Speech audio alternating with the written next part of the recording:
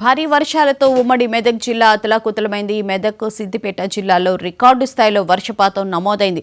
నదులు, వాగులు పొంగిపొర్లడంతో అనేక గ్రామాలు జలదిగ్బంధంలో చిక్కుకున్నాయి. జిల్లాలోని విద్యాసంస్థలకు సెలవు ప్రకటించగా గజ్వేల్ ప్రజ్ఞాపూర్ రహదారిపై వాహనాల రాకపోకలకు అంతరాయం ఏర్పడింది. కొండపోచమ్మ సాగర్ కాలువకు గండిపడ్డంతో అధికార యంత్రాంగం అప్రమత్తమైంది.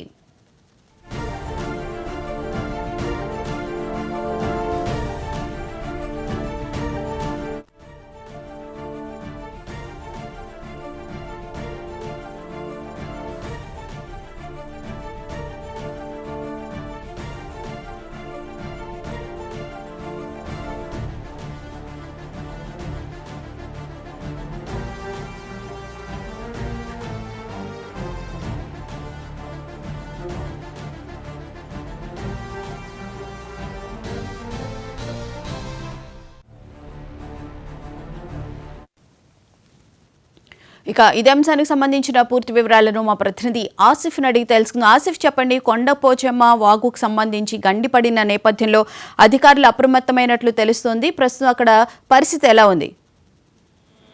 మొత్తం చూసినట్టయితే ఉమ్మడి జిల్లా వ్యాప్తంగా నిన్న దాదాపు 20 వర్షాలు అయితే మొత్తం మీద జిల్లా వ్యాప్తంగా ఇక్కడ ఉమ్మడి జిల్లా అంటే మెదక్, సిద్దిపేట, సంగారెడ్డి కూడా భారీ వర్షాలు కురుస్తున్నాయి. ఈ నేపథ్యంలో ఇప్పటికే పలు వాగులు కూడా వంకలు కూడా జలాశయాలు కూడా నిండుకుండలా మారాయి. కొన్ని వాగులు కొన్ని పూలుస్తున్నాయి.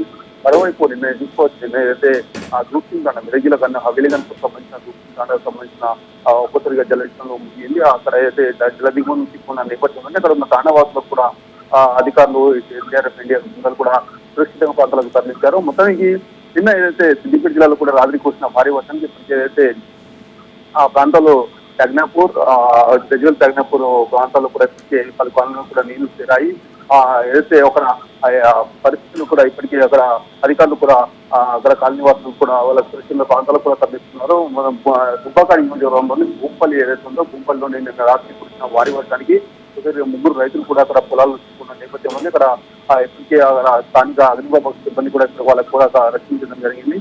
మొత్తం మీద ఏదైతే పోచారం సంబంధించిన గండి కూడా నిన్న భారీ వరద ప్రాంతంతో గండి ఏర్పడింది. మరోవైపు ఈ రోజు ఏదైతే గజ్వేల్ సిద్దిపేటకు సంబంధించిన రంగనాథకు సంబంధించిన అక్కడ కూడా ఏర్పడడంతో ఇప్పటికే అధికారులు కూడా సమస్య సమావేశం అక్కడ ఉన్న దిగువన ఉన్న రైతులు కూడా ఇప్పటికే అలర్ట్ చేశారు. ఏదైతే ప్రాంతంలో ఉన్న ఇప్పటికే ఎక్కువ వరద ఉధృతి పెరగడంతో ఒక్కసారిగా ఇక్కడ రైతులు కూడా ఇప్పటికే వర్షపాతం వల్ల ఇక్కడ ఉన్న సంబంధించిన రైతులు కూడా ఇప్పటికే తీవ్రంగా నష్టపోయారు.